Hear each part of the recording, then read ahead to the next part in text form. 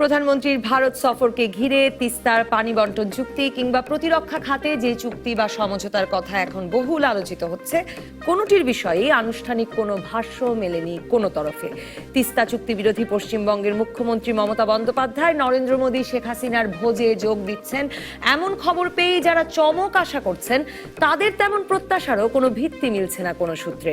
BNP বলে রেখেছে, তিস্তা চুক্তি না হলে ব্যর্থ হবে প্রধানমন্ত্রীর সফর, আর প্রতিরক্ষা চুক্তি হলে দেশ নাকি পরিণত হবে ভারতের এক্সটেনশনে, আর এর প্রতিবাদে মাঠে নামবেন তারা। তবে প্রধানমন্ত্রী হাসিনা বারবার 2001-এ এই বিজেপি সরকারের সময়েই যে নিজেদের স্বার্থ বুঝে ভারতের গোয়েন্দা সংস্থা জিতিয়ে দিয়েছিল বিএনপিকে, এমন অভিযোগ এনে দুই দেশের অনেক বিশ্লেষকই মনে করছেন, জানিয়ে দিয়েছেন ভারত চাইলেই ওদেশ থেকে অস্ত্র কিনতে বা ভারতের সঙ্গে যৌথ সামরিক অভিযানে যাওয়ার কোনো চুক্তিতে স্বাক্ষর করতে রাজি হবেন না তিনি। 2019-এ নির্বাচন আছে দুদেশেই। একদিকে চীনের কাছে আঞ্চলিক প্রভাব হারানোর শঙ্কায় থাকা প্রধানমন্ত্রী মোদীকে বাংলাদেশের সঙ্গে বেশি ঘনিষ্ঠতার প্রমাণ রেখে আঞ্চলিক নেতা হিসেবে নিজের প্রভাব টিকিয়ে রাখার প্রমাণ দেখাতে হবে, তেমনি এইরকম স্পর্শকাতর সময়ে নিজের দেশের মানুষের পানির ভাগ ন্যায্য হলেও অন্য দেশে দিয়ে বিপদে পড়তে চাইবেন কি মোদী বা মমতা? আর শেখ হাসিনাও কি চাইবেন নির্বাচনের আগে বিরোধী শিবিরের হাতে কোনো কার্ড তুলে দিতে? তাহলে যত গর্জন শুনছি প্রধানমন্ত্রীর ভারত সফরকে ঘিরে, তেমন বর্ষণ হবে কি? আজ বৃহস্পতিবার রাজকাহনের ফোন লাইন আছে খোলা। প্রধানমন্ত্রীর ভারত সফরকে ঘিরে আপনাদের প্রশ্ন ও মতামত জানাতে এবং তার উত্তর দিতে রাজকাহন স্টুডিওতে আছেন সুচিন্তা ফাউন্ডেশনের চেয়ারপারসন মোহাম্মদ আরাফাত, রাজনৈতিক গবেষণা সংগঠন G9 সাধারণ সম্পাদক ডাক্তার সাখাওয়াত হোসেন সায়ন্ত এবং গণসংহতি আন্দোলনের প্রধান সমন্বয়কারী জোনায়েদ সাকি। স্বাগত আপনাদের তিনজনকেই। জোনায়েদ সাকি, আপনাকে দিয়ে শুরু করি। আসলে যত কথা হচ্ছে প্রধানমন্ত্রীর ভারত সফরকে ঘিরে, আর সব বাদ দিয়ে তো আসলে তিস্তা হচ্ছে না, আর প্রতিরক্ষা চুক্তি বা সমঝোতা স্মারক হয়েই যাচ্ছে, এই নিয়েই তো সকল তর্ক বিতর্ক বা সন্দেহ। কি প্রত্যাশা আপনার? ধন্যবাদ আপনাকে। ভারত আমাদের নিকটতম প্রতিবেশী এবং ভারতের সাথে আমাদের ঐতিহাসিক সম্পর্ক। এককালে এটা ভারতবর্ষই ছিল, তারপরে 47, 71 এবং 71 সালের আমাদের মুক্তিযুদ্ধে ভারতের জনগণের যে সহযোগিতা, সেটা আমাদের ইতিহাসের একটা গুরুত্বপূর্ণ অংশ এবং তার জন্য বাংলাদেশের জনগণ সবসময় ভারতের জনগণের প্রতি তাদের কৃতজ্ঞতা এবং অভিনন্দন তাদেরকে জানিয়েছেন। কিন্তু ভারত তো বাংলাদেশ একটা সার্বভৌম বাংলাদেশকে সমর্থন জানিয়েছিল, মানে বাংলাদেশ একটা সার্বভৌম দেশ হবে এবং সেই দিক থেকে বাংলাদেশ ভারতের সম্পর্কটা সমমর্যাদা এবং সমতার ভিত্তিতে হওয়া উচিত এবং সেক্ষেত্রেই সার্বভৌমত্ব রক্ষা হয়। কিন্তু বাংলাদেশ ভারতের সম্পর্কের ক্ষেত্রে গত এই 45 বছর 46 বছরে দেখা গেছে যে বাংলাদেশের স্বার্থগুলো নানান দিক থেকেই ঠিকঠাক মতো রক্ষিত হচ্ছে না, অর্জিত হচ্ছে না। বর্তমান সময়ে যদি আসি, তাহলে ভারতের দিক থেকেও বাংলাদেশের কে কেন্দ্র করে অনেকগুলো স্বার্থের জায়গা ছিল, বিশেষত তাদের নিরাপত্তার বিষয়টি, তাদের যেটাকে 7 সিস্টার্স তাদের রাজ্য ধরা হয়, 7 বন রাজ্য, সেই রাজ্যগুলোর যে নিরাপত্তার প্রশ্ন, সেই ক্ষেত্রে বাংলাদেশের এখন ভূমিকা হচ্ছে যে তারা বাংলাদেশ ভারতের নিরাপত্তার ব্যাপারে, ভারতের সার্বভৌমত্বের ব্যাপারে, অখণ্ডতার ব্যাপারে পূর্ণ মর্যাদা বিচ্ছিন্নতাবাদীদেরকে বাংলাদেশে পালন পোষণ করা হচ্ছে না। দ্বিতীয়ত হচ্ছে ভারত দীর্ঘদিন ধরে তাদের এই 7 বন রাজ্যের সাথে যোগাযোগ স্থাপনের জন্য যে ট্রানজিট করিডোর, যেভাবে যোগাযোগটা, কানেক্টিভিটি এখন যেভাবে বলা হচ্ছে, সেটার তারা ইতিমধ্যে সব চুক্তি হয়ে গেছে, তারা অর্জিত হয়ে গেছে এবং প্রায় নামমাত্র শুল্কে এই মানে অলরেডি সেই ধরনের যাতায়াত চলছে, পণ্য পরিবহন থেকে শুরু করে সবকিছু। এবার আপনি কি প্রত্যাশা করেন? এবং ভারত এখন প্রতিরক্ষা চুক্তির কথা বলছে, যদিও এখন বলা হচ্ছে সমঝোতা স্মারক হবে।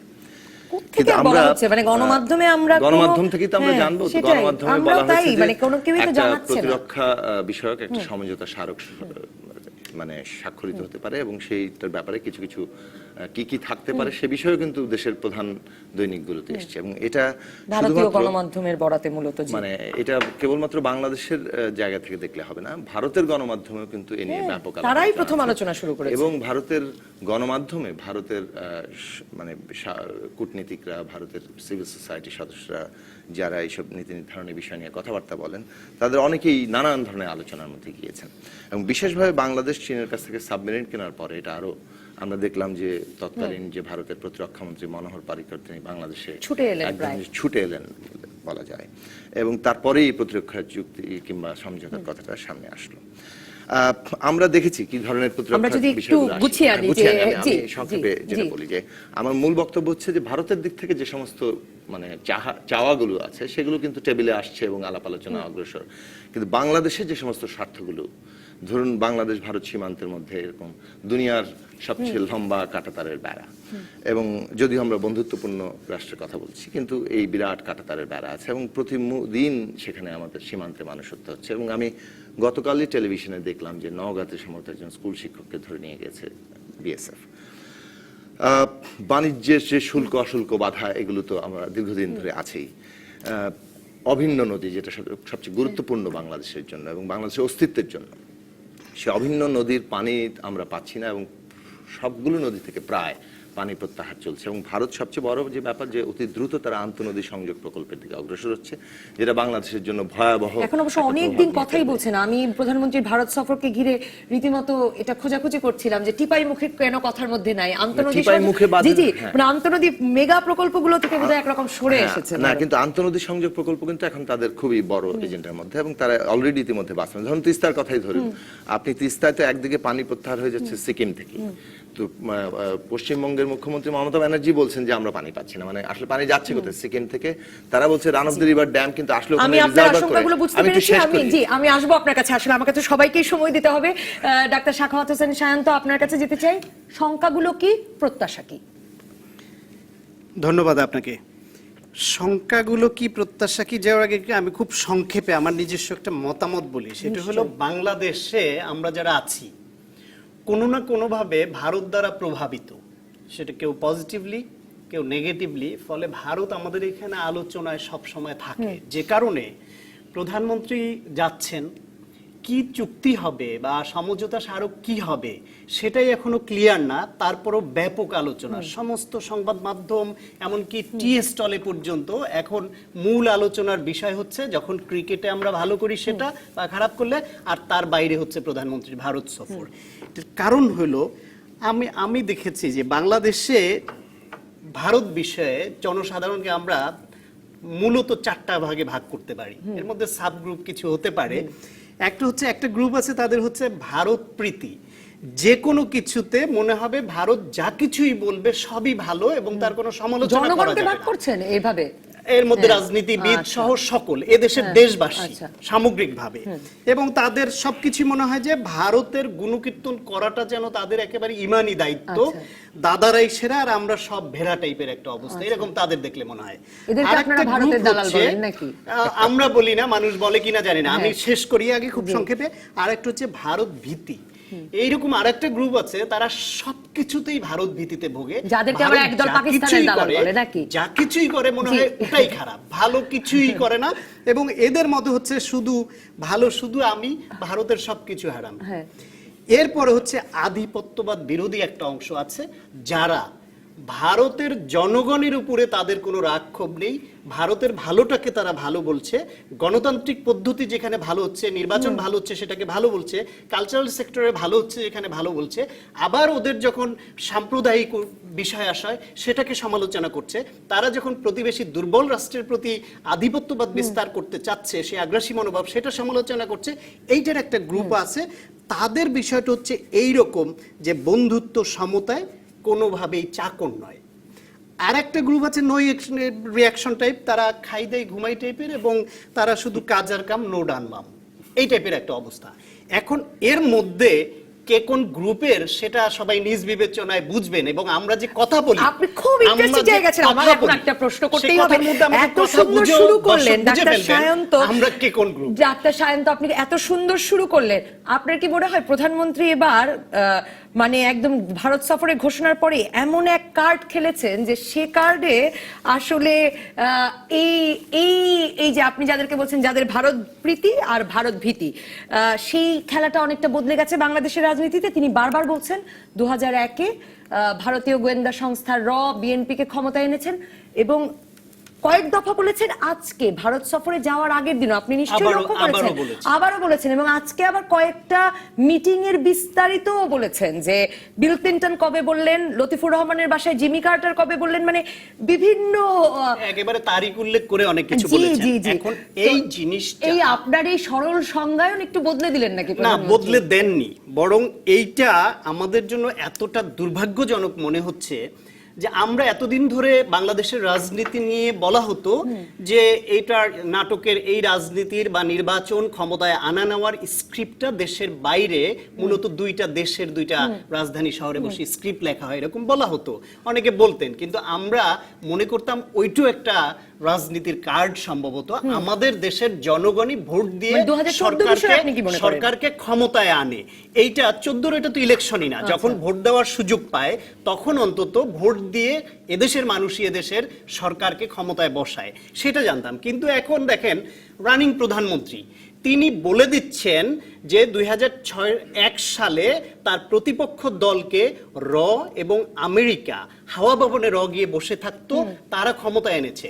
পাল্টাপাল্টি আবার বিএনপির তরফ থেকে বলে দিচ্ছে যে আওয়ামী লীগকে ইন্ডিয়া ক্ষমতায় বসাচ্ছে। তার মানে প্রধান দুটি দল যারা বিভিন্ন সময় ক্ষমতায় ছিল বা আছে, তারা বলছে যে এদেশের রাষ্ট্র ক্ষমতায় বিদেশিরা এনে দেয়।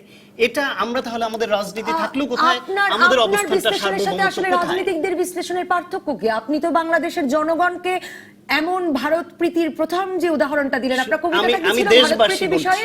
জনগণের মধ্যে কিন্তু প্রধানমন্ত্রী, আমরা হলাম ভেড়া। আপনি মনে করছেন যে বাংলাদেশের জনগণের একটা অংশ এটা মনে করে যে বাংলাদেশিরা ভেড়া, ভারত হলো সেরা?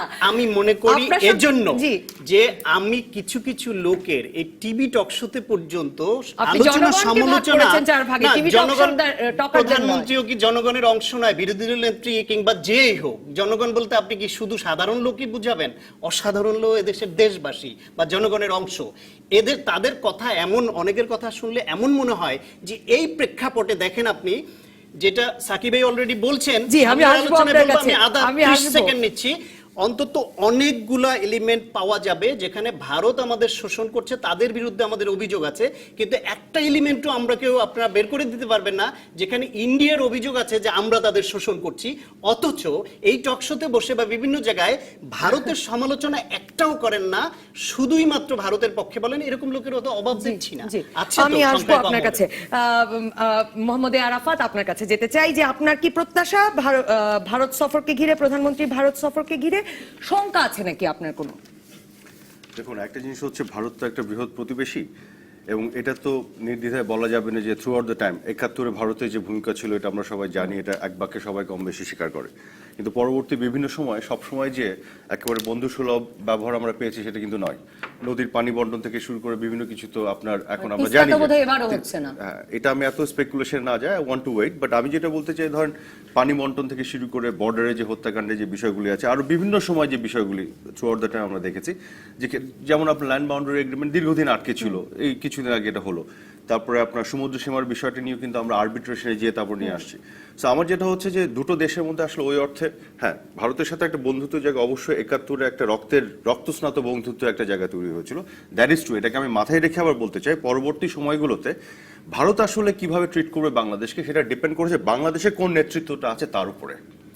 আমি রাদার আলোচনা আনতে চাই বাংলাদেশে কোন নেতৃত্বটা আছে, কোন নেতৃত্ব আসলে শক্ত করে, মানে আপনার মেরুদণ্ড খাড়া করে ভারতের সাথে তাকে এনগেজ করেছে এবং আমার স্বার্থে কতটুকু কে আদায় করতে পেরেছে, সেটা হচ্ছে মোস্ট ইম্পর্টেন্ট থিং। যেমন ধরেন উনি কয়েকটা ভাগ করলেন, ডক্টর সায়ন্ত, ভেরি ইন্টারেস্টিং। তা আমার কাছে এটা মনে হচ্ছে এরকম একটা ভাগ আছে যারা শুধু ভারত বিরোধিতা মানে কথাই বলবে, কিন্তু অধিকারের যখন প্রশ্ন আসে, ভারত ভিত্তিক। যখন অধিকারের মানে রাজনৈতিক অঙ্গনে আমি কথা বলছি, হ্যাঁ মানে আপনারা প্লিজ রাজনীতিকদের ভাগ করুন না, বা বিশ্লেষকদের ভাগ করুন, জনগণকে আমি ভাগ করলে রাজনীতির কথাই বলছি। আমি হ্যাঁ, কিন্তু মানে ভীষণ মানে বিচ্ছিরি শোনালো আমার কানে এই ক্লিয়ার ভাগ। করে নিয়েছে। আমি বলছি জি। নেতৃত্বের কথা, জনগণদের ভালো ভাগে আমি আমি পলিটিক্যাল নেতৃত্বের কথা বলছি, জি। এবং জি। রাজনীতিবিদদের কথা বলছি, দলগুলোর কথা বলছি। কিছু দল আছে দেখবেন মানে ভারত বিরোধিতা করে একেবারে আপনার অধিকারের, বাংলাদেশের অধিকারের কথা বলবে একেবারে উচ্চকিত, কিন্তু যখন অধিকারটা ন্যায়ের প্রশ্ন আসবে, যখন কাজটা করতে আসবে সময় আসবে, তখন কিন্তু কোনো কাজ করবে না। আপনি পারফরমেন্স দেখলে বুঝবেন। বাংলাদেশে তো বদলে বদলে অনেকগুলি দল ক্ষমতায় ছিল, কোন দলগুলি ক্ষমতায় কিন্তু থাকা এই যে অবস্থায় আওয়ামী লীগের সবচেয়ে বেশি নিয়ে এসেছে যে এই যে বলছেন আওয়ামী লীগের তরফেও গত কিছুদিন ধরে, এবং আওয়ামী লীগ যেটা দাবি করছে যে অনন্য উচ্চতায় নিয়ে গেছে, দেখুন, কি আমি করে অনন্য আমি একটু উচ্চতায় আমি নিয়েছে একটু আপনার বলি। কাছে মনে হয়? না, একটা জিনিস আপনাকে আমি বলি, এই যে ভারতের দিক থেকে একটা দাবির প্রশ্ন একটা উঠলো কথার মধ্যে, যে ভারতের নর্থ ইস্টে যে বিচ্ছিন্নতাবাদীদের আমাদের এখান থেকে আশ্রয় প্রশ্রয় যে ব্যাপারটা, এটা ভারতের একটা দাবি ছিল, আমরা মিটিয়েছি। এটাকে আমি এই দৃষ্টিভঙ্গি থেকে দেখতেই চাই না। কেন আমি বলি, এই যে ভারতের বিচ্ছিন্নতাবাদীদের ইন্ধন দেওয়ার যে বিষয়টি, এক ধরনের সেপারেটিস্ট মুভমেন্ট বা ওদের জায়গা থেকে যে একটা টেররিস্টদেরকে যে আশ্রয় প্রশ্রয়ের জায়গাটা, এখানে বাংলাদেশের কখনোই কোনো লাভ ছিল না, ভারতের লস ছিল। এবং বাংলাদেশ এখানে পার্টি ছিল না, এখানে পার্টিটা ছিল পাকিস্তান আর ভারত। পাকিস্তান বাংলাদেশের মাটি ব্যবহার করত, এবং এইখানে বাংলাদেশে এইসব নতজানু সরকারগুলি পাকিস্তানকে ব্যবহার করতে দিয়েছে, তারাও আসলে নিজেদের স্বার্থটা বুঝে দেখেনি। যেটি হয়েছে, পাকিস্তান এখানে বাংলাদেশের মাটি ব্যবহার করে, ওই যে 10 ট্রাকের কাহিনী আমরা জানি, ওখানে সেপারেটিস্ট মুভমেন্টকে আপনার ইন্ধন দিত, এবং যে কারণে যেটা হতো, তারা কিন্তু এটাকে বার্গেনিং চিপ হিসেবে ইউজ করতো অন্য ফ্রন্টে, কাশ্মীরে। তো তাদের লাভ হতো, পাকিস্তানের লাভ হতো, ভারতের সাথে তার ট্যাগ অফ ওয়ার ছিল। আমার লসটা কি হতো, আমার যে আরো 10টা প্রবলেম আছে ভারতের সাথে, সেগুলো সলভ করতে গেলে ভারতকে যে আমার এনগেজ করতে হবে, আমি তো তাকে এনগেজই করতে পারি না। শেখ হাসিনা প্রথম যে কাজটা করেছে, এই যে অন্য একটা দেশে এসে আমার মাটি ব্যবহার করে এই ধরনের অন্যায় কাজ যদি করতে না পারে, সন্ত্রাসকে ইন্ধন দেওয়ার কাজটি যদি না করতে পারে, উনি একটি নৈতিক প্রিন্সিপাল স্ট্যান্ড নিয়েছেন। তার স্ট্যান্ড যে zero tolerance against any kind of terrorism. সেই জায়গা থেকে প্রশ্নটা ছিল তার বিনিময়ে আমরা কি পেলাম? আমি তো আসছি। এখন উনি এই জায়গাতে যখন স্ট্যান্ডটা নিলেন, এটা একটা প্রিন্সিপাল স্ট্যান্ড, এটা কাউকে দেয়া পাওয়ার চাইতে বড় কথা বাংলাদেশের স্বার্থে। এই স্ট্যান্ড নেওয়ার পরে কিন্তু আমরা ভারতকে এনগেজ করলাম, এবং ভারতকে যদি আপনি এনগেজ না করতে পারতেন, তাহলে কিন্তু আপনি কোনো কিছুই কিন্তু এগোতো না, কিছুভাবে এগোতো না। আপনি দেখেন বিএনপিকে আমরা এই যে দেখছি প্রতিরক্ষা চুক্তির কথা বলে মানে প্রত্যেকদিন বক্তব্য দিচ্ছে। কেন প্রতিরক্ষা চুক্তি বিষয়টা ক্রিকেটের পরে এত পপুলার হলো বাংলাদেশে? এটার কারণ হচ্ছে প্রত্যেকদিন এটা নিয়ে আপনার ভয়ভীতি ছড়ানো হচ্ছে। অথচ প্রতিরক্ষা নিয়ে ভারতীয় গণমাধ্যম লিখছে যে আমরা নাকি যৌথ সামরিক অভিযানে ভারতীয় যাওয়ার সরকার কথা বলেছে, স্বাক্ষর করে আসব, ভারতীয় সরকার, বাংলাদেশ সরকার বলেছে, একটু শেষ করে নাও, ভারতীয় সরকার বাংলাদেশ কোনো অথরিটি বলেছে? তাহলে হাউ ডু ইউ নো প্রতিরক্ষা চুক্তি হচ্ছে? আমরা তো জাস্ট গণমাধ্যম বলছি, স্পেকুলেটিভ কিছু কথা বলছে, ওটা নিয়ে আমরা লাফাচ্ছি। এখন যেটা হচ্ছে, আসলেই প্রতিরক্ষা চুক্তি হচ্ছে নাকি এটা একটা নন বাইন্ডিং আপনার কি বলে একটা সমঝোতা স্মারক হচ্ছে, যেটার মধ্যে কিছু স্কোপ অফ ওয়ার্ক থাকবে, যেটা ফিউচারে হয়তো আপনার সমঝোতা মানে আপনার সহযোগিতার জায়গাগুলি। আমি একটু শেষ করি প্লিজ। এখন যখন আমরা ওই জায়গাতে যে গেলাম, যে ভারতকে যখন এনগেজ করলাম, এনগেজ করাতে কি হলো দেখেন, দিস ইজ ট্রু যে তিস্তা চুক্তি হয়নি, কিন্তু গভর্নমেন্ট কিন্তু হোমওয়ার্ক করে একটা পর্যায়ে তো নিয়ে গেছে। আমরা এখন আশাবাদী হচ্ছি যে তিস্তা চুক্তি করব, কিন্তু বিএনপি যখন ক্ষমতায় ছিল, আজকে যারা কত বছর আশাবাদী থাকবো? Namanita please let me finish. এই কোশ্চেন এইগুলো কিন্তু ওয়ার্থলেস কোশ্চেন। আপনি বিএনপি যখন ছিল ক্ষমতায়, একেবারে ওয়ার্থলেস কোশ্চেন, এই কোশ্চেনই এই কোশ্চেনই এখন জনমনে আছে। লেট মি কত ফিনিশ। বছর অপেক্ষা করতে হবে? This is absolutely worthless. I am telling you why, because কত বড় হবো নাদের আলী। জি, আপনার কথা বলেন তাহলে আমি বলে থাকি। সরি, মানে কথাটা তুলে দিয়ে ফ্লো শুরু করে দিয়ে দেন ইন্টারাপ্ট করলে তো then you cannot say anything.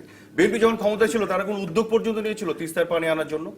আপনি আমাকে বলেন কত বছর থাকবো, এটা আপনাকে কে বলতে পারবে না। কিন্তু আশাবাদী ব্যাপারটা আমি তো কালকেই করতে চাই। আশাবাদের কথা যদি বলেন, I want to do it in this ট্রিপে, আশাবাদের কথা যদি বলেন করতে চাই, এবং আমরা তো অনেকখানি পৌঁছে গেছি। আচ্ছা, হয়নি কিন্তু হতে চায়, কিন্তু যে উদ্যোগী নেয় না, যে বিএনপি উদ্যোগী তো নেয়নি, সে অধিকারের কথা বলছে। আওয়ামী লীগ তো চেষ্টা করছে, বর্ডার কিলিং এর কথা আসেন। এটা তো আমাদের জাতীয় জীবনের জন্য আমরা তো সবগুলো উত্তর আসলে আমরা এক পর্বেই নিয়ে নেওয়ার কোনো উপায় নাই। জি অবশ্যই, কিন্তু আমাকে সময় মেনে কথা বলতে দিতে হবে। একটা বিরতিতে যেতেই হচ্ছে। ফিরে আমি জানতে চাইবো, প্রতিরক্ষা চুক্তি নিয়ে তো আসলেই একে মোহাম্মদ আরাফাত বলেছেন যে ওয়ার্থলেস কোয়েশ্চেন, তিস্তা চুক্তি কবে হবে এই প্রশ্ন তোলবার অর্থ নেই। এবং দ্বিতীয় প্রশ্ন তিনি করেছেন যে প্রতিরক্ষা চুক্তির বিষয়ে তো আমরা গণমাধ্যমে শুধু শুনছি, সরকার বলেনি। আশঙ্কা কিসের? একটা বিরতির পর ফিরে এলাম রাজকাহনে। জুনায়েদ সাকি খুব সংক্ষেপে বলবেন যে প্রতিরক্ষা চুক্তি নিয়ে আসলে শঙ্কার কারণ কি? আসলে তো গণমাধ্যমের বরাত ছাড়া আমাদের কারো কাছে কোনো বরাত নাই। আমাকে যতটুকু সময় দিবেন আমি ততটুকুর মধ্যে খুব সংক্ষেপে বলার চেষ্টা করছি। মানে প্রথমত গণমাধ্যমে যা আসছে এটা খুব স্বাভাবিক যে যখন দুই দেশের একটা সফর হচ্ছে গণমাধ্যমে আলোচনা করবে এবং সেই গণমাধ্যমে আলোচনা নিয়েই কিন্তু মানুষ কথা বলবে।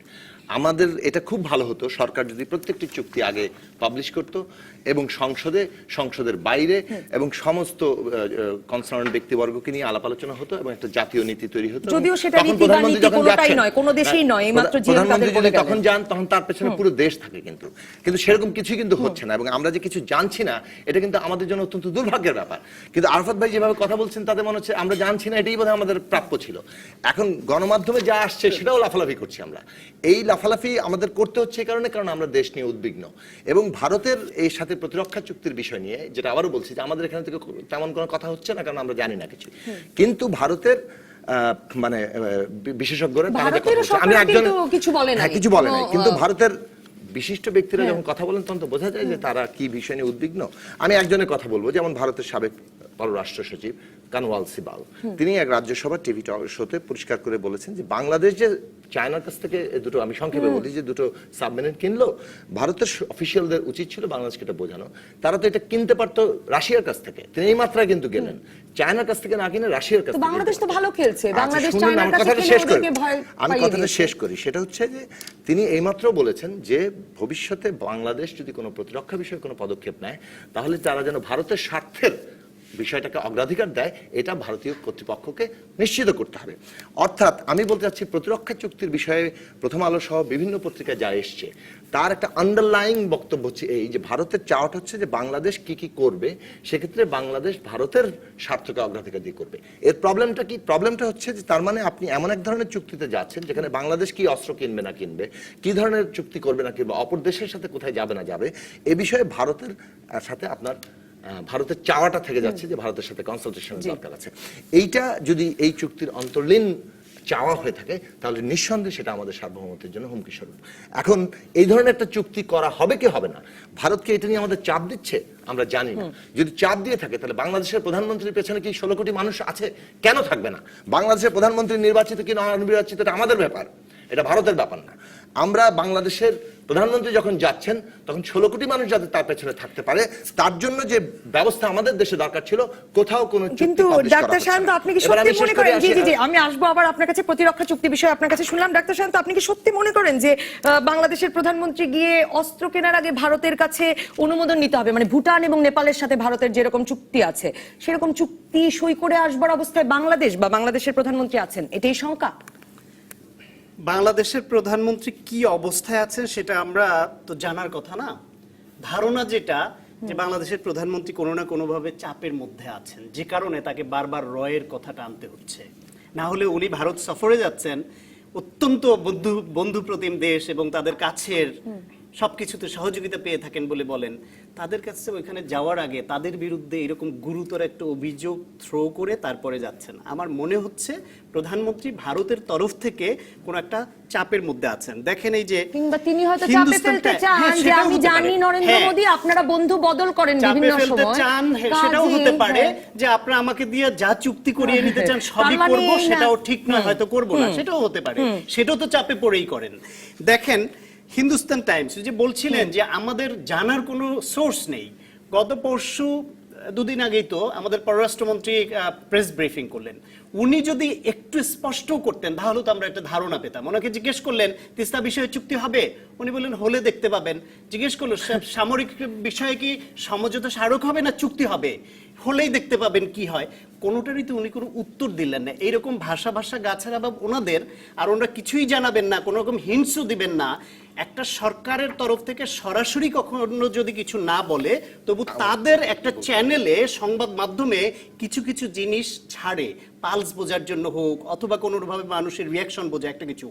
ইন্ডিয়া যেটি করছে আমার মনে হয়, দেখেন হিন্দুস্তান টাইমস বলছে যে new Delhi eyes big defence pact with Bangladesh during PM Hasina's April visit, এবং এখানে বলছে যে তিস্তা পানির সঙ্গে discussion to ink a comprehensive defence pact during the visit of prime minister Sheikh Hasina. Teesta হচ্ছে তিস্তা সহ 54টা নদীর ন্যায্য আমাদের পাওনা, আর সামরিক চুক্তি তো তাদের পাওনা না। এই দুইটা তো দর কষাকষির টেবিলে আসতে পারে না।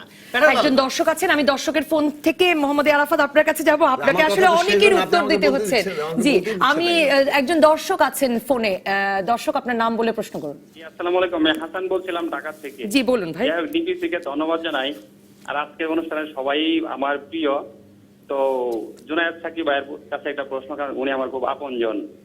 প্রশ্নটা হলো যে যেখানটায় আন্তর্জাতিক আইনে বলা আছে যে স্বাভাবিকভাবে নদীতে প্রবাহমান পানির কোনো বিঘ্ন ঘটানো যাবে না, সেই ক্ষেত্রে আমরা কেন তিস্তা চুক্তি অথবা গঙ্গা চুক্তি করতে যাব?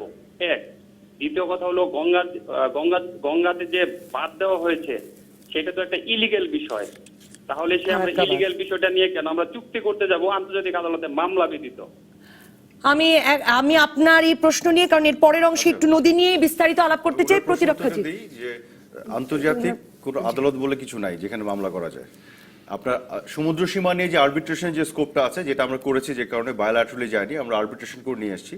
নদীর পানি বন্টনের ক্ষেত্রে কোনো নজির আপনি দেখাতে পারবেন না যে আন্তর্জাতিক এই আদালত আছে যেখানে যে ডক্টর আসিফ নজরুল সেদিন এটা বলছিলেন আমাদেরকে যে নেই। এবং কিছুদিন আগ পর্যন্ত আপনাকে বলি আইনও ছিল না, একটা কনভেনশন ছিল যেটা ভেরি রিসেন্টলি বছর দেড়েক হবে আইনে কনভার্ট করেছে, এবং এটা অপারেশনালাইজ হতে একটু সময় লাগবে। সো এই জিনিসটা নাই, কাজে উনি যদি একটু জেনে নিতে পারলে আমরা ভালো হয়। তাহলে প্রশ্ন সাইন করে যেটা ডক্টর আসিফ নজরুল বলছিলেন এই অনুষ্ঠানে বসেই যে আমরা কনভেনশনে সাইন করলেও একটু পেতে পারি। আমরাও জানি জিনিসগুলি। আচ্ছা, এখন জিনিসটা যেটা কনভেনশনে সাইন করে আপনি কিছুই পাবেন না, আপনাকে এটা বায়োল্যাটারালি সলভ করতে হবে। কনভেনশন সাইন করা উচিত। দর্শক অবশ্য প্রশ্ন করেছিলেন জুনায়েদ সাকিকে, আপনি জি না আপনি আপনার কথা শেষ করেন। আমি মনে করি যে আপনার কনভেনশনে সাইন করা উচিত, that's a different issue. But এই কনভেনশনে সিগনেচার করে এইখানে কোনো আপনি প্রতিরক্ষা চুক্তি বিষয়ে বলতেন না। আমি একটা জিনিস বলি, এই সাকিব ভাই একটা ইন্টারেস্টিং কথা বললো যে ভারতের কোন সিভিল সোসাইটি এক ব্যক্তি কথা আপনি বললেন, টিভিতে তার আলোচনা শুনেছেন, সে নিজেও কিন্তু ডিস্যাটিসফ্যাকশন এক্সপ্রেস করছে আপনার কথা অনুযায়ী যে ভারতীয় কর্তৃপক্ষের আসলে কি করা উচিত যেটা করেনি, বাংলাদেশ তো চীন থেকে কিনলো। তো সেই ব্যক্তিও কিন্তু আপনার মতনই একজন ব্যক্তি, যে একজন সিভিল সোসাইটি মেম্বার, সে ভারতের গভর্নমেন্টের কেউ না। আপনি যেমন স্পেকুলেশন থেকে ডাজন্ট ম্যাটার, বাংলাদেশের সাবেক পররাষ্ট্র সচিব, সাবেক আর্মির অনেকে এখানে এসে কথা বলে যান, তারাও কিন্তু গভর্নমেন্টকে রিপ্রেজেন্ট করে না। তাদের আজকে ডিবিসিতে অনেকে কথা বলেছেন সাবেক অনেক বড় বড় পজিশনে, none of them represent the government. তারা কিন্তু স্পেকুলেশনের উপর বেস করে অ্যানালাইজ করেন, হুইচ ইজ অলসো ওকে। কিন্তু তারা যে কথা বলছে এটা গভর্নমেন্টের কথা, এটা নেসেসারি না। আপনি কিন্তু বলে দিচ্ছেন যে এটা গভর্নমেন্টের কথা, ধরে নিচ্ছেন যে ওইটা আন্ডারলাইন, যে আপনি এটা আপনি বলছেন এটা বলছে, তার মানে বোঝা যাচ্ছে, তার মানে আপনি যেটা দাঁড় করাচ্ছেন ভারতের গভর্নমেন্টের দিক থেকে আসলে একটা প্রেশার আছে, সে প্রেশারের মধ্যে শেখ হাসিনা পড়ে ওখানে যাচ্ছে, 16 কোটি মানুষকে সাথে নিয়ে যাওয়া উচিত ছিল। কিন্তু কি দরকার পড়লো এই প্রতিরক্ষা সমঝোতার? প্রতিরক্ষা সমঝোতা বাংলাদেশ তার নিজের স্বার্থে করতে, আপনি তো এখনো জানেন না এক্স্যাক্টলি এটাতে কি আছে। ও তাহলে রাইট, আপনি যেমন এখানে স্পেকুলেট করছেন, বাংলাদেশে যেমন সিভিল সোসাইটি সবাই যেমন স্পেকুলেট করছে, ইন্ডিয়ান সাইডেও তো ওদের সিভিল সোসাইটি, ওদের গণমাধ্যম স্পেকুলেট করছে। এখানে যেমন আপনি প্রথম আলোকে রেফার করছেন, বলছেন এরকম খবর এসছে, হিন্দুস্তান টাইমস বা ওরাও তো একইভাবে স্পেকুলেট করছে। আপনার মনে হয় পররাষ্ট্রমন্ত্রী একটু পরিষ্কার করতে পারতেন? এখানে বলি তো ওদের পররাষ্ট্রমন্ত্রীরাও তো পরিষ্কার করে নাই ইন্ডিয়ান অডিয়েন্সকে, ইন্ডিয়ান সিটিজেনদেরকে। এইসব যখন চুক্তি বা সমঝোতাগুলো হয়, একেবারে প্রথম থেকে সব পরিষ্কার করতে যায় না, বিকজ এখানে অনেক টেকনিক্যালিটিস থাকে, এবং পরবর্তীতে এটা অবশ্যই আপনার পার্লামেন্টে দেওয়া হয় এবং পরিষ্কার করা হয়। এটা বিশ্ব জুড়ে এই ট্রেডিশন ফলো করা হয়। আপনাকে আমি একটা জিনিস বলি, ভারতের সাথে তো আমি ফর ফ্যাক্ট আই নো ইট, এবং এটা আপনারা পরে দেখে নেবেন যে কোনো চুক্তি হচ্ছে না, প্রতিরক্ষা একটা সমঝোতা স্মারক হচ্ছে, এটা নন বাইন্ডিং কমপ্লিটলি। কমপ্লিটলি এটা এমওইউ সমঝোতা স্মারক, এবং 35টাই আমি প্রতিরক্ষার ক্ষেত্রে বলছি, প্রতিরক্ষা কোনো চুক্তি হচ্ছে না। যাই হোক, কিন্তু সেটা ইটস ডিফারেন্ট ইস্যু। আমি এখন আপনাকে কোনো রেফারেন্স দিতে পারবো না, আমরা 2 দিন পরে জানবো, যখন হয়ে যাবে তখন গভর্নমেন্টকে বলতে হবে। ইন্ডিয়ান গভর্নমেন্টও তার সিটিজেনকে বলবে, বাংলাদেশ গভর্নমেন্টও আমাদের সিটিজেনকে বলবে। বাট দ্য থিং ইজ, এইটা নিয়ে যে সবসময় তো বলে না, মানে চীনের সাথে প্রতিরক্ষা চুক্তির কথা আমরা Exactly. জানি না, আমি এইটা বেলারুশের আপনাকে সাথে বলে শেখ হাসিনা আপনি সরকার আমাকে একটা বলেন চুক্তি করেছেন কি করেছেন না। জি। বাংলা গত 8 বছর যতগুলো চুক্তি হয়েছে, এভরি চুক্তি আপনার সংসদে এটা উত্থাপন করা হয়েছে, and after that it has become a public document. Number 1. Number 2, প্রতিরক্ষা চুক্তিগুলো যে কোনো চুক্তি আপনি যদি জানতে চান, আপনি থ্রু দ্য ইনফরমেশন কমিশন আপনি কিন্তু জানতে চাইলে পারবেন, একটু সময় দিতে হবে, তাহলে আপনি এটা খুঁজে বের করতে পারবেন। আচ্ছা, বরং আপনি আমাকে বলেন, চীনের সাথে তো সমঝোতা স্মারক হয় নাই। 2002 চীনের সাথে বিএনপি গভর্নমেন্ট ছিল, আমাদের চুক্তি করছে, agreement, and buy and sell agreement. ওই এগ্রিমেন্টে কি কয়জন জানে বাংলাদেশে, কয়জন প্রশ্ন তুলছে, কয়জন বলছে এটা ইকুয়াল ফুটিং এর উপর হয়েছে কিনা, নাকি বাংলাদেশ তার স্বার্থ সেল করেছে? আমি এই ব্যাখ্যাটা আপনাদের কাছে শুনবো, কিন্তু আপনার কি মনে হয়, মানে চীনের সঙ্গে প্রতিরক্ষা চুক্তি নিয়ে তো এমন আওয়াজ ওঠে না, ভারতের সঙ্গে হতে পারে, আপনি বলছেন সমঝোতা স্মারক হতে পারে, এই হতে পারে নিয়ে আমাদের এত ভয় কেন? আওয়াজ ওঠে, এটার কারণ হচ্ছে যে ভারত বিরোধী রাজনীতি করে এবং আওয়ামী লীগকে ভারতের সাথে অ্যালায়েন্স দেখিয়ে বাংলাদেশে পলিটিক্যাল কিছু মাইলেজ পাওয়া যায়। এই পাওয়া যায় বলে প্রধানমন্ত্রী শেখ হাসিনাও এবার সেটা পাওয়ার চেষ্টা না, করছেন। প্রধানমন্ত্রী শেখ হাসিনার সাথে ডিফারেন্স আছে। দেখেন, এটাও আমি তখন আগের ইয়েতে বলতে যাচ্ছিলাম। ডক্টর শান্ত যেটি বলছেন যে বিএনপি বলে যে আওয়ামী লীগ ভারতের দালাল, শেখ হাসিনা এখন বলছে মুছ লেগে দিয়েছিল। দুইটার মধ্যে ডিফারেন্স আছে। বিএনপি কিন্তু সিম্পলি একটা ব্র্যান্ড করে, বলতে চাই আর কি, without any evidence. Sheikh Hasina যেটা বলছেন, উনি পরশুদিনও কিন্তু দাবি করেছেন, she is the witness of this. উনি কারো কথা শুনে বলছেন না, স্পেকুলেট করে বলছেন না, অ্যানালাইজ করে বলছেন না, জাস্ট বলার জন্য বলছেন না। She has witnessed it, she no it for fact যে এই বার্গেনিংটা ওনার সামনে হয়েছে। হ্যাঁ, মানে উনি দুটো, এক বলেছেন বিল ক্লিনটন কাকে বলেছেন, আর বলেছেন লতিফুর রহমানের বাসায় জিমি কার্টারের সম্মানে বৈঠক হচ্ছে। আমাকে এই দর্শক প্রশ্ন করেছিলেন জোনায়েদ সাকিকে। জি, যে শেখ হাসিনার আমলে সমুদ্র সীমার ন্যায্য হিসেবে আমরা নিয়ে আসি, যে শেখ হাসিনা আর্বিট্রেশনে যে আর্বিট্রেশনে যে ইয়েস, এই গাটস কোন গভর্নমেন্ট আগে দেখাতে পারে নাই।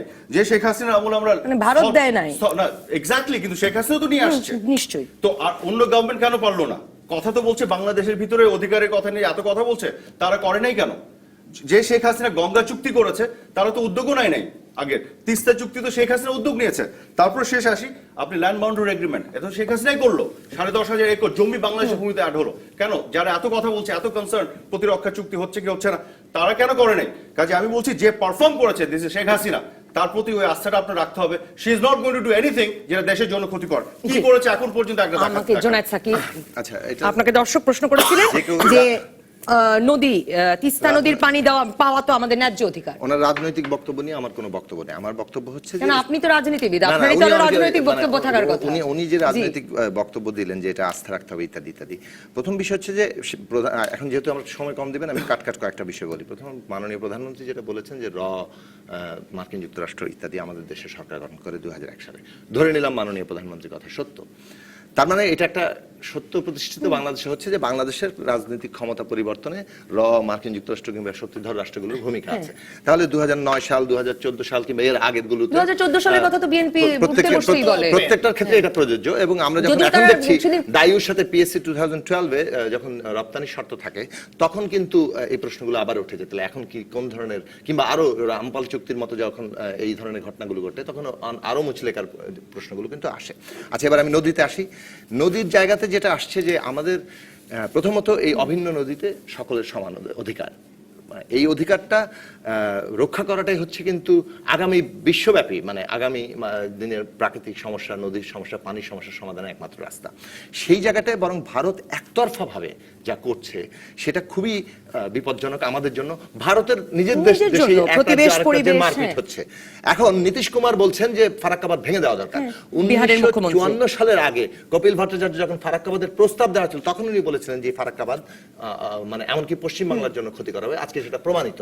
কাজেই পশ্চিমবাংলা, বিহার সমস্ত কিছুর জন্য যখন এটা ক্ষতিকর, এটা ভাঙার কথা কিন্তু আমরা তুলছি না, নীতিশ কুমার তুলছেন। এটা হলো এক নম্বর। আপনি যে আন্তঃসংযোগ নদী প্রকল্পের কথা বলছেন, তা নিয়েও ভারতের ভেতরে চরম বিরোধিতা আছে। এখন ধরুন, গঙ্গায় চুক্তি অনুযায়ী আমরা পাওয়ার কথা 35,000 কিউসেক, গত বছরের রেকর্ড হচ্ছে 14,000 থেকে 18,000 শুষ্ক আমরা পেয়েছি। তিস্তার কথা আপনি চুক্তি করবেন কি? আপনি সিকিম থেকে তুলে নেওয়া হচ্ছে, এটা তথ্যটা ঠিক না, মার্চ এপ্রিলে। আপনি দেখেন, আচ্ছা আপনি চ্যালেঞ্জ করেন, আপনি 27,000 কিউসেক পাওয়ার কথা, সেটা পাওয়া যায়। আমি শেষ করি। এই জিনিসটা যেটা হচ্ছে, তিস্তাতে যখন সিকিম থেকে করা হচ্ছে, গজলডোবা এখান থেকে পানি প্রত্যাহার করা হচ্ছে এবং মহানন্দা নিয়ে পানি দেওয়া হচ্ছে, কিন্তু এই যে মানে আমরা কি পানি পাবো, ঐতিহাসিক প্রবাহ কি তিস্তার, সেটার যে হিসেব নিকেশ এবং তার ভিত্তিতে আমাদের যে ন্যায্য প্রাপ্য, সেই জায়গায় কিন্তু আলোচনা হচ্ছে না। প্রথমত দর্শক যেটা বলেছেন যে হ্যাঁ, এই আন্তর্জাতিক নদী কনভেনশনে আমরা সই করিনি, ভারতও সই করেনি, ভারত সই করছে না, কোন রকম আন্তর্জাতিক বাইন্ডিং এ যেতে চায় না ভারত। এখন এই যে জায়গাতে একটা প্রশ্ন করি, 2011 যৌথ ঘোষণা থেকে বাংলাদেশ এবং ভারত বলছে তারা অববাহিকা ভিত্তিক নদী ব্যবস্থা, এটা তো আরো ভয়াবহ। অববাহিকা ভিত্তিক হোল পরিকল্পনা হচ্ছে অ্যান্টি এনভায়রনমেন্ট, এবং এটা হচ্ছে বাংলাদেশের অবশ্য আমি যাকে নদী বিশেষজ্ঞ হিসেবে চিনেছি, ডক্টর আইনুন নিশাত, সারা জীবন ধরে বললেন। জি, আবার একটু শেষ করি। সেটা হচ্ছে যে সারা জীবন ধরে বলেন যে সেটাই নিউ লিবারাল যে মানে কি বলে যে ইকোনমিক্স এন্ড পলিটিক্স, মানে সিকিম থেকে আসলে বাংলাদেশ পর্যন্তই তো ব্যবস্থাপনা হতে হবে। একটু শুনেন, ব্যবস্থাপনার এই পুরো ব্যাপারটাই যেটা দাঁড়াচ্ছে, আপনি এদের মূল বক্তব্য কি জানেন? নদীর পানি সাগরে পড়ে যাচ্ছে সব, হ্যাঁ, এগুলোর আসলে ব্যবহার করতে হবে। এখন নদীর পানির নির্দিষ্ট একটা মাত্রায় সাগরে না গেলে, আমরা একটা বদ্বীপ এবং ওই নির্দিষ্ট সাগরে যেখানে মিলছে মিঠা পানি এবং নোনা পানির মিলন, সেখানে এটা অত্যন্ত জরুরি, ওইখানকার একটা ইকোলজি আছে। তারপরে যে বদ্বীপের গঠন আরো মহিষ পানি গিয়ে সেখানে আপনার আমাদের একটা ইকোলজি আছে। ফলে পানির সরবরাহ কিভাবে রাখা হবে, এটাই নিউ লিবারাল ইকোনমিক্স দিয়ে দেখলে আমরা আমাদের বাংলাদেশের মতো জায়গায় ভয়াবহ জায়গায় যাবে। অববাহিকা ভিত্তিক পরিকল্পনাটা ভারতের স্বার্থ, বাংলাদেশের স্বার্থ নয়। ভারত রাজি হচ্ছে না, আমি বাংলাদেশ বলি, বরং এটা another incorrect information. আমরা ইনকারেক্ট, উনি খালি কারেক্ট জিনিস জানেন। বাংলাদেশের সেটা আরো তো বহু এটা সবাই জানে। নদী বিশেষজ্ঞ ভারতরা কখনো এটা ডকুমেন্টেড, আমি ভারত বলি, কখনো অববাহিকা ভিত্তিক ম্যানেজমেন্টে রাজি হয় না। আপনি এই ধরনের ভারত অসত্য অববাহিকা কথা বললে ভিত্তিক তো হবে না। মানে কি অসত্য কথা বলবেন না? হ্যাঁ, আপনার এই যে আপনি যেটা বলছেন অববাহিকা ভিত্তিক পরিকল্পনা কি বাংলাদেশ দিয়েছে? অ্যাবসলিউটলি, বাংলাদেশই এটা ভারত ওটা সব অপোজ চাপ করেছে। আপনি দিচ্ছে। ডকুমেন্টস এইটা বাংলাদেশ যে আপনি না জেনে কথা অববাহিকা বলেন ভিত্তিক না। পরিকল্পনার কথা বলছে, এই যারা করছেন তারা বাংলাদেশের সামগ্রিক স্বার্থের জায়গাটাকে বিবেচনা করছেন না। এটা আমার বক্তব্য। সেটা অন্য জিনিস। সেটা কিন্তু এটা- আসেন ভারতের এই পানি সরবরাহের জায়গাটা, এটা তো আমাদের একটা ন্যায্য অধিকারের জায়গা। নিশ্চয়ই আপনি এই জিনিসটা আগেই এই পরিষ্কার ন্যায্য করেছেন। অধিকারের একটা- জায়গার সাথে প্রতিরক্ষা চুক্তি যেমন মেলে না, অন্য কিছুই মেলে না। একদম। কিন্তু বাংলাদেশ এতটুকু যখন আদায় করতে পারে না, একটা বিরতির তখন পর আপনি আমার আগের ডাক্তার সায়ন্ত, বিষয়গুলো- আমি আপনার কাছে আসবো, আমাকে একটা বিরতি নিতেই হচ্ছে। দর্শক থাকুন, ফিরে এলাম রাজকাহনে। ডাক্তার সাখাওয়াত হোসেন সায়ন্ত, আপনার এই নদী নিয়ে, জি জি, তিস্তা না হলে আর কিছু হবে না, এমন করে কি আসলে প্রতিবেশীর সঙ্গে সম্পর্ক রাখা যায়? মানে বিএনপি যে বলছে রাখার পথ বের করতে হবে, রাখা যায় না তা না। আর আরেকটা জিনিস একটু বলি, সেটা হচ্ছে আজকে আমাকে সময় বন্টনে ইনজাস্টিস করলেও আমি মাইন্ড করব না, আমি এনজয় করছি দুজনের আমি খুব চাপে ছিলাম, বুঝতেই দুজনের পারছেন। বক্তব্য আমি জি। এনজয় করছি। সুতরাং এটা আপনার এই বিষয়ে বলার আগে খুব সংক্ষেপে দু একটা জিনিস আমাকে বলতেই হবে, যেটা হচ্ছে আরাফাত ভাই বলছেন যে বিএনপির অভিযোগ ভাষা, প্রধানমন্ত্রী হচ্ছেন একদম উইটনেস। উনি বলছেন যে উনি নিজে প্রত্যক্ষ সাক্ষী। কিসের উইটনেস? ক্ষমতায় এনে দিয়েছে ওটার উইটনেস বলেছেন। না, যেমন বার্গেন বলছেন করেছে, ওটা তো ওনাকে যে দিয়ে করেছে। ক্লিনটন আসছিলেন এবং বিএনপি এই চুক্তি করে যে গ্যাস ভারতে রপ্তানি হবে, বিক্রি হবে, সেই চুক্তি করে এসেছে। এখন এটা চুক্তি না এই প্রতিশ্রুতি, সেটাও একটা বিষয়। যদি চুক্তি হয়ে থাকে, মুচলেকাই হয়ে থাকে, তাহলে সেই চুক্তি বিএনপি না হয় চুক্তি ডিসক্লোজ করে না। আমরা তো অনেক বছর ক্ষমতা হয়ে চুক্তি ডিসক্লোজ করে দিন। মানে যে মুচলেকা বিএনপি মানে হচ্ছে কি, না না মানে মুচলেকা বলেন নাই, রাজনৈতিক আজকে চুক্তি আর কি। বলছেন নিজ মুখে বলছেন যে চুক্তি করে। তাহলে চুক্তিটা মুচলেকা তো আর আপনার চুক্তি official হয় না। বলছেন চুক্তি করে, সেই চুক্তি বলে। ডিসক্লোজ করে দিলেই পারেন। এখনকার মুচলেকাগুলো আমরা জানছি, এখন সেটা- কিসের, এটা একটা। সেকেন্ড হইলো চায়নার সঙ্গে চুক্তি, বিএনপি কেন সেটা ডিসক্লোজ করেনি, এটা নিয়ে একটা অভিযোগ। এই অভিযোগ যখন আওয়ামী লীগের এই ইন্ডিয়ার সঙ্গে সামরিক চুক্তি বা সমঝোতা নিয়ে প্রশ্ন উঠছে, তখন পাল্টা হিসেবে ওইটা এত বছর পরে আনছেন কেন? আওয়ামী লীগ কি একবারও এটা জানতে চেয়েছিল যে এই চুক্তিতে কি আছে? কিংবা আওয়ামী লীগ যখন ক্ষমতায় আসছে তারাই ওই চুক্তিটা ডিসক্লোজ করে দেখ যে বিএনপি আওয়ামী লীগ এই চায়নার সঙ্গে এই চুক্তি করেছিল, সেটা তো করছে না। তার মানে হচ্ছে চায়নার সঙ্গে যে চুক্তি, এটা উভয়ের জন্য আন্ডারস্ট্যান্ডেবল এবং আন্ডারস্ট্যান্ডিং এর মাধ্যমে সবাই মেনে নিচ্ছে। তো ভারতের বেলায় পার্থক্যটা কোথায়? সেটা হচ্ছে যে মানে সেটা যেমন একটু মনে করা আগে হয়, মানে আওয়ামী লীগ নেতা আসম ফিরোজ প্রশ্ন তুলছিলেন যে সারা জীবন শুনলেন যে ওই যে মৈত্রী চুক্তি বঙ্গবন্ধু আর ইন্দিরা গান্ধীর, সেটা গোলামি চুক্তি, গোলামি কিন্তু চুক্তি। তারপরে 79 পার্লামেন্টে উনি যখন তুললেন যে এই গোলামি চুক্তি বাতিল করা হোক, তখন কেউ তুলল না, তখন বললো এটা দুই দেশের মৈত্রীর চুক্তি। মৈত্রীর চুক্তি হোক, কাজে কেউ কি আর কিছু সেটা বাতিল আছে। করে? কিন্তু এখন যেটা, সেটা হচ্ছে ভারতের সঙ্গে কেন এত দ্বন্দ্ব সন্দেহ। শুরু থেকে বলে আসছি, ভারত আমাদেরকে বর্ডার কিলিং বলেন, বাণিজ্য বলেন, আমরা তো চাই যে আজকে যে ডিবেট করছি আমরা, এটা ইন্ডিয়ার বাংলা ভাষাভাষীরা কেন দেখতে পারবে না, কেন বঞ্চিত হবে?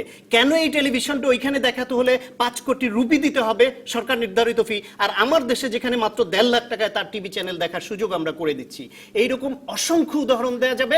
তারা আমাদের শোষণ করে হাত পায়ে বেঁধে রেখেছে, যে কারণে আবার আর একটা বিষয় আছে, এদেশের মানুষের মধ্যে একটা ধারণা আছে, হয়তো এটা প্রমাণ করা ডিফিকাল্ট, যে ইন্ডিয়া এই সরকারকে 2014 সালের 5 জানুয়ারি ক্ষমতায় রাখতে সহায়তা করেছে বা তারা নেতৃত্ব দিয়ে ক্ষমতায় রেখেছে, যে কারণে তার প্রতিদান স্বরূপ এই সরকার বাধ্য হয়ে হোক, অনিচ্ছায় হোক, কিংবা প্রতিদান স্বরূপ হোক, অনেক রকম দেশ বিরোধী চুক্তি করে আসতে পারে। এখন যখন তার মানে কোনো আপনিও জিনিস বলছেন যে ইন্ডিয়াকে খুশি না রেখে ক্ষমতায় যাওয়া বা ক্ষমতায় থাকা সম্ভব সেটা না। প্রধানমন্ত্রী নিজে বলছেন, আমি বলার কি আর? হ্যাঁ। এবং যেখানে আপনার মনে করেন কোন জিনিস যখন গোপন রাখা হয়, তখন তার ডালপালা ছড়ায়, সিক্রেসি, হাইড এন্ড সিক্রেসি ডালপালা ছড়ায়। আমরা কোন রকম ইঙ্গিতই পাচ্ছি না এটা। আর নদী নিয়ে যেটা আপনি বলছিলেন, আমি তো ইন্ডিয়ার পত্রিকার হেডলাইন দিয়ে বললাম যে এই তিস্তা 54টার বাকি 53টা বাদ, তার শুধু এক তিস্তা, টিপাইমুখ একটা নদী হয়ে আলোচনা গেছে, নাই, হ্যাঁ। টিপাইমুখ নাই। গঙ্গাটা হয়ে গেছে শুধু, বাকি এই 52টা নদীর কথা একদম বাদ। তিস্তা, তাও যেটা আমার ন্যায্য পাওয়া না, সেটার সঙ্গে টাই আপ করা হচ্ছে কোথায় সামরিক চুক্তি, কোথায় অন্যান্য অসামঞ্জস্য, সেগুলি। এইটা তো কোনোভাবে তুলনায় আসতে পারে না। ওগুলি ভিন্ন বার্গেনিং হতে পারে যে হ্যাঁ আমি এইখানে আমার দেশে ভূমি ব্যবহার করে তোমার দেশের বিচ্ছিন্নতাবাদীরা কিছু ক্ষতি করতে পারবে না, সন্ত্রাসবাদী হবে না, সেটা আমি তোমাকে সহযোগিতা করছি, সুতরাং তুমিও আমাকে সহযোগিতা করো, আমার ন্যায্য পাওনা দাও। নাহলে কি সেটা আমি হতে খালি পারে। বিচ্ছিন্নতাবাদীদেরকে, না, না, না, মানে আমি তো তোমার উস্কে দিব? উপর উস্কে দেওয়া না, আমি তো সৎভাবে তোমার প্রতি বন্ধুসুলভ আচরণ করছি, তুমি আমার প্রতি বন্ধুসুলভ আচরণ করো। এগুলো হতে এটাই পারে হলো মূল bargaining, প্রত্যাশা। bargaining। এই প্রত্যাশায় তো কোনো দোষ নাই, মানে এই দেখুন, একটা প্রত্যাশা জিনিস- তো না, থাকাই ঠিক আছে, স্বাভাবিক। আমি বলি, একটা জিনিস হচ্ছে যে এই যে আমরা শুধু ইন্টারপ্রেট করি নিজেদের মতন করে, আনফরচুনেটলি, কারণ আমরা ওই যে যতটুকু শুনতে চাই অতটুকু শুনি। প্রধানমন্ত্রী মুসলিমের কথাটা বলেছেন, কিন্তু তারপরে কি কথাগুলি বলেছেন এগুলো কিন্তু আবার অনেকে শুনেনি বা শুনতে চায়নি, বা এটাকে বাদ রেখে বাকিটা বলছেন। উনি কিন্তু বলেছেন যে এই বাংলাদেশে এই যাবৎকালে আওয়ামী লীগ কখনো ইলেকশনে হারেনি, তাকে ষড়যন্ত্র করে হারানো হয়েছে। এবং সর্বশেষ এই 2001-এর কথা উনি বলছেন যে ষড়যন্ত্র অংশ হিসেবে এই মুচলেখা দেওয়া হয়েছিল। উনার বক্তব্য হচ্ছে যে যখন ষড়যন্ত্র হয় না অথবা ষড়যন্ত্রকে উনি প্রতিহত করতে পারেন, প্রতিরোধ করতে পারেন, আওয়ামী লীগ ক্ষমতায় থাকে। আওয়ামী লীগকে মুচলেখা দিয়ে ক্ষমতায় আসতে হয় না। মুচলেখা দিয়ে ক্ষমতা আসে। করছি, আপনি বিরক্ত হন মোহাম্মদ আরাফাত, কিন্তু 2008 ইকোনমিস্ট পত্রিকা প্রধান প্রতিবেদন করেছিল যে আওয়ামী লীগকে ক্ষমতায় আনার পেছনে ইন্ডিয়া ছিল। 2014 বিষয়ে বিএনপি প্রতিদিন অভিযুক্ত করছেন, কাজে প্রতিটা নির্বাচনেই তো এই পাল্টাপাল্টি অভিযোগ আছে। আমি টকিং অ্যাবাউট শেখ হাসিনা কি বলেছেন, ওনারা তো বলছেন শেখ হাসিনা এটা বলেছেন, এটার মানে তাহলে শেখ হাসিনা এখন এইভাবেই তাহলে ক্ষমতায় আছে। কমিউনিস্ট পার্টির পত্রিকা বলুক, উনি বলুন, উনার নেত্রী বলছেন, এটা তো বলছেনই। এগুলো তো ইটস এ ডিফারেন্ট ইস্যু, এটা তো যারা যারা তাদের যে জারিয়া। কিন্তু যখন শেখ হাসিনা কি বলেছেন এইটাকে টেনে এনে উনার ঘাড়ি চাপানো হচ্ছে, তাহলে উনিও মুচলেখা দিয়ে এসছেন, সেটাকে আমি ক্লারিফাই করার অংশ হিসেবে বলছি। উনার পুরো বক্তব্যটা যদি দেখেন, উনি বলছেন এই কথা যে উনি কখনো কোনো ইলেকশনে আওয়ামী লীগ বাংলাদেশে হারেনি, ষড়যন্ত্র করে হারানো হয়েছে। যখন ষড়যন্ত্র হয়নি বা এটাকে প্রতিহত করা হয়েছে, মুচলেখার বিপক্ষে দাঁড়ানো গেছে, তখন শেখ হাসিনা ক্ষমতায় এসেছেন। সো এটা ইন্টারপ্রিটেশন এইটা না, মুচলেখা দিয়ে বিএনপি জামাত ক্ষমতায় আপনি আসছে, আশা করেন আওয়ামী যে লীগ আছে। প্রধানমন্ত্রী ফিরে এলে সকল চুক্তি সমঝোতা আরেকটা জিনিস বলি, আরেকটা জিনিস না, সে বার্গেনিংটা তো সামনেই হয়েছে না, জি। তারা তো সেটার ব্যাপারে ইনক্লাইন্ড হয়েছে। আরেকটা জিনিস আপনাকে বলি, এই যে তিস্তার যে ব্যাপারটা, কি শেষ করে দিব? জি জি, শেষ করতে হবে। আপনি মনে করেন কি যে সব আমাদের জানানো হবে ফিরে এসে? অফ কোর্স ইট শুড, জানানো হবে It should. এবং হবে, কারণ বিগত দিনের প্রত্যেকটা হয়েছে, যারা খোঁজ খবর রাখে জানে।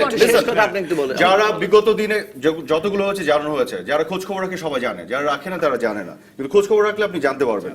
আচ্ছা, আরেকটা জিনিস, তিস্তার পানিটা তো আমাদের রাজ্য অধিকার, এটা নিয়ে তো ওই এত কথা বলার কিছু নাই। এই টক শোতে এসে এটা নিয়ে তো কাজ করতে হবে, we have to get it. আমাকে আমার অপোনেন্টকে প্রেসারের মধ্যে রাখতে হবে, সেই প্রেসারে কিন্তু গভর্নমেন্ট কনস্ট্যান্টলি রেখেছে। এখন আপনি যদি বলেন তাহলে আরো কতদিন, এর উত্তর আমার কাছে না, আমি তো চাই কালকেই হোক, বাট প্রেসারটা তো বলে ছেড়ে দিব, ধরুন আমার হচ্ছে না, আর কতদিন এজন্য ছেড়ে দিব, আমি হাত পা গুটে বসে আমরা থাকবো? প্রেসার আরো বাড়ানোর কথা বলছি হয়তো। অ্যাবসলিউটলি, আর সেটা তো হচ্ছে, আপনারা দেখেছেন তাহলে আমরা একমত। শেখ হাসিনা কতদূর পর্যন্ত গেছে, মমতা ব্যানার্জিকেও পর্যন্ত উনি কিন্তু এখানে এনে ডেকে এনেছেন, যাতে করে ডিপ্লোম্যাসি বিভিন্ন মমতা ব্যানার্জি কত দূর গেছেন? মমতা ব্যানার্জি তাও সই করেন না। এক্স্যাক্টলি, আমি সেটাই বলছি যে যেখানে দিল্লির সাথেই কথা বলে নাই আগের গভর্নমেন্টগুলি, সেখানে এই গভর্নমেন্ট দিল্লির সাথে কথা বলছে। কলকাতাকে তার দরকার নাই, কলকাতা তার অ্যাড পারে না, কিন্তু বাংলাদেশ কিন্তু সেটাও করছে। ইভেন ইন্ডিয়ার সিভিল সোসাইটির মধ্যেও কিন্তু বাংলাদেশ একটা কাজ করছে যাতে ওইখান থেকে প্রেসারটা হয়। তো গভর্নমেন্ট তো চেষ্টা করছে আমাকে তার সর্বোচ্চ। শেষ করতেই হবে। পুরো বক্তব্য একটা মজার তথ্য শিখতে পারলাম, আমার- সেটা হলো বিএনপি মুচলেখা দেয় প্রধানমন্ত্রীকে সাক্ষী রেখে। বাংলাদেশের এরকম স্বার্থ BNP এই সেটাই আলোচনা করেছে। টেবিলের মধ্যে প্রত্যক্ষ আসছে না। সাক্ষী এক থাকেন, নম্বর। সেটাই দুই নম্বরে করেছে। আরেকটা হ্যাঁ, একটা এটা বাক্য দুটো বলে শেষ সেটাই করি, করেছে। সেটা হচ্ছে বাংলাদেশ ভারত সম্পর্কে পারসেপশনটা তৈরি হয়। বাংলাদেশ যদি অধীনতামূলক অবস্থায় যায়, বাংলাদেশে এর পারসেপশনটা বাংলাদেশের সামগ্রিক জনগণের জন্য খারাপ। এটা সাম্প্রদায়িক অসংখ্য শক্তি এটাকে ধন্যবাদ। ব্যবহার করে। কাজেই জনায়েত আমাদেরকে সাকিব, এই জায়গাগুলো ধন্যবাদ নিয়ে আপনাকে। ভাবতে হবে যে আমরা দর্শক, একটা ধন্যবাদ সার্বভৌম যারা সম্পর্কে সঙ্গে কিভাবে ছিলেন যাবো। এই আলোচনায়। আপাতত বিদায়। আগামী রোববার রাত 10টা পর্যন্ত সব খবরে খুঁজতে থাকুন রাজনীতি। তারপর রাত 10টা থেকে 12টা আপনার বিশ্লেষণের সঙ্গে মেলাবো আমার বিশ্লেষণ। তৈরি হবে নতুন রাস্তা।